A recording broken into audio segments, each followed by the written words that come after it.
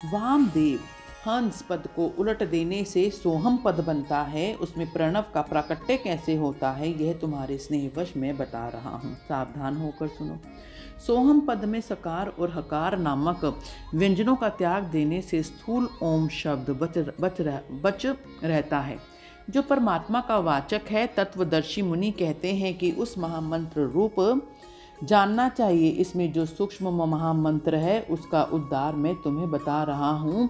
हंस पद में 3 अक्षर हैं, ह, अ, स। इन तीनों में जो अ है वह 15वें अनुस्वार और 16वें विसर्ग के साथ है। सकार के साथ जो अ है वह विसर्ग सहित है। वह यदि सकार के साथ ही उठकर हम के आदि में चला जाए तो हंस के विपरीत सोहम यह महामंत्र हो जाएगा। इसमें जो सकार है वह शिव का वाचक है, अर्थात शिव ही सकार के अर्थ माने गए हैं। शक्त्यात्मक शिव ही इस महामंत्र के वाच्यार्थ हैं। यह विद्वानों का निर्णय है। गुरु जब शिष्य को इस महामंत्र का उपदेश देते हैं तब सोहम पद से उसको शक्त्यात्मक शिव का ही बोध कराना अभिष्ट होता है, अर्थात वह यह अनुभव करे कि मैं शक्त्यात्मक शिव रूप हूँ। इस प्रकार जब वह महामंत्र जीव परक होता है, अर्थात जीव की शिव रूपता का बोध कराता है, तब पशु अपने को शक्त्यात्मक एवं शिव का अंश जानकर शिव के साथ अपनी एकता सिद्ध हो जाने से शिव की समता का भारी हो जाता है।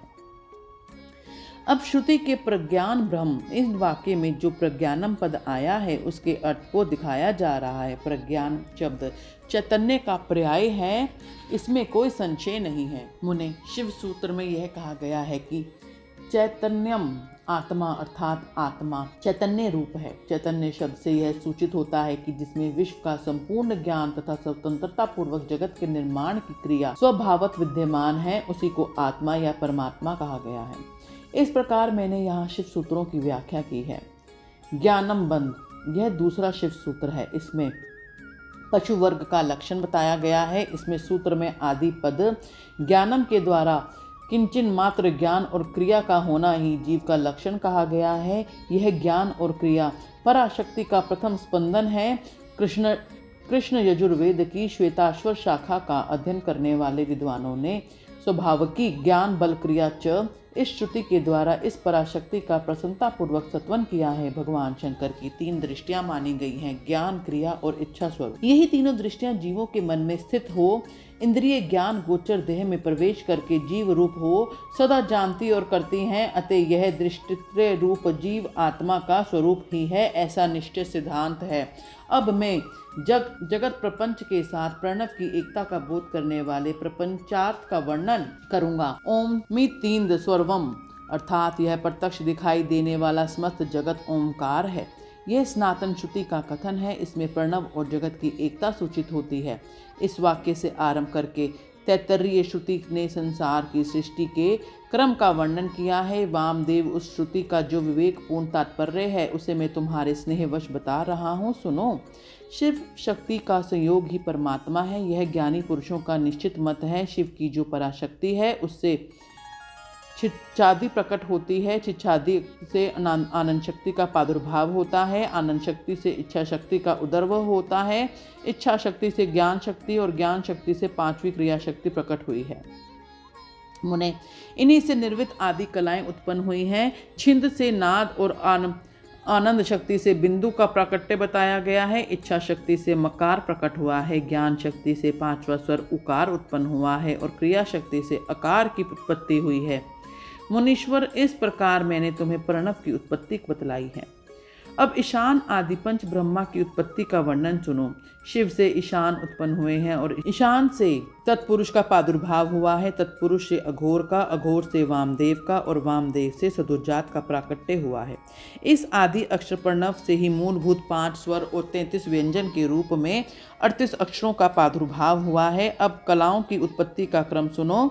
ईशान से शांतिलता उत्पन्न हुई है और तत्पुरुष से शांति कला, अघोर से विद्या कला, वामदेव से प्रतिष्ठित कला और सगोजात से निर्वित कला की उत्पत्ति हुई है। ईशान से छिशक्ति द्वारा मिथुन पंचक की उत्पत्ति होती है। अनुग्रह, तिरोभाव, संहार, स्थिति और सृष्टि इन 5 कृत्यों का हेतु होने के कारण उसे पंचक कहा जाता है। यह बात तत्वदर्शी ज्ञानी मुनियों ने कही है। वाच्य वाचक के संबंध में उनमें मिथुन तत्व की प्राप्ति होती है। कला वर्ण स्वरूप इस पंचक को भूत पंचक की गणना है। मुनिश्रेष्ठ, आकाश आदि के क्रम से इन पांचों को मिथुन की उत्पत्ति हुई है। इनमें पहला मिथुन आकाश, दूसरा वायु, तीसरा अग्नि, चौथा जल और पांचवा मिथुन पृथ्वी है। इनमें आकाश से लेकर पृथ्वी तक के भूतों का जैसा स्वरूप बताया गया है उसे सुनो। आकाश में एकमात्र शब्द ही गुण है। वायु में शब्द और स्पर्श 2 गुण है। अग्नि में शब्द, स्पर्श और रूप, इन तीनों गुणों की प्रधानता है। जल में शब्द, स्पर्श, रूप और रस, ये 4 गुण माने गए हैं तथा पृथ्वी शब्द, स्पर्श, रूप, रस और गंध, इन 5 गुणों से संपन्न है। यही भूतों का व्यापक तत्व कहा गया है, अर्थात शब्द आदि गुणों द्वारा आकाश आदि भूत, वायु आदि परवर्ती भूतों में किस प्रकार व्यापक है यह दिखाया गया है। इसके विपरीत गंध आदि गुणों के से क्रम से वे भूत पूर्वती भूतों से व्याप्त हैं, अर्थात गंध गुण वाली पृथ्वी जल का और रस गुण वाला जल अग्नि का व्याप्त है इत्यादि रूप से इनकी व्यापकता को समझना चाहिए। 5 भूतों का यह विस्तार प्रपंच कहलाता है। सर्वसमिष्टि की जो आत्मा है उसी का नाम विराट है और पृथ्वी तत्व से लेकर क्रमशः शिव तत्व का जो तत्वों का समुदाय है वही ब्रह्मांड है।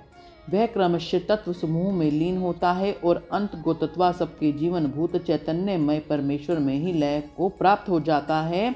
सृष्टि काल में फिर शक्ति द्वारा शिव से निकलकर स्थूल प्रपंच के रूप में प्रलय काल पर्यंत सुखपूर्वक स्थित रहता है। अपनी इच्छा से संसार की सृष्टि के लिए उदित हुए महेश्वर का जो प्रथम परिस्पंद है उसे शिव तत्व कहते हैं। यही इच्छा शक्ति तत्व है, क्योंकि संपूर्ण कृत्यों में इसी का अनुवर्तन होता है। मुनीश्वर, ज्ञान और क्रिया, इन 2 शक्तियों से अब ज्ञान का आधिक्य हो तब उस सदा शक्ति तत्व समझना चाहिए।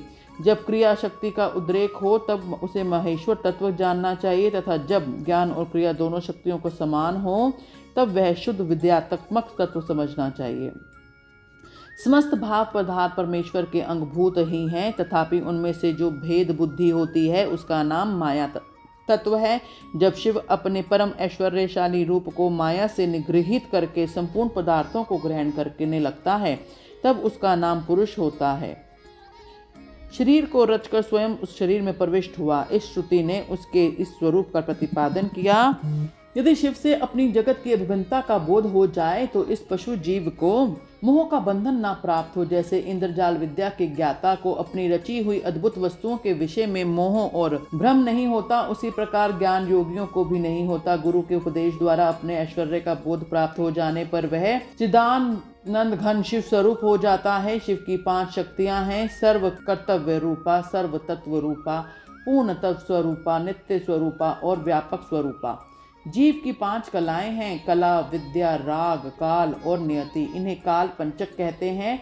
जो यहाँ 5 तत्वों के रूप में प्रकट होती है उसका नाम कला है, जो कुछ कुछ कर्तव्यों में हेतु बनती है और कुछ तत्व का साधन होती है। उस कला का नाम विद्या है जो विषयों में आसक्ति पैदा करने वाली है। उस कला का नाम राग है जो भाव पदार्थों और प्रकाशों का शासनात्मक रूप से क्रमशः अवच्छेद तक होकर संपूर्ण भूतों आदि का कहलाता है। वही काल है। यह मेरा कर्तव्य है और यह नहीं है, इस प्रकार नियंत्रण करने वाली जो विभु की शक्ति है उसका नाम नियति है। उसके आक्षेप से जीव का पतन होता है। ये 5 ही जीव के स्वरूप को आच्छादित करने वाले आवरण है, इसलिए इन्हें पंचक चुक कहे गए हैं। बोलो हर हर महादेव।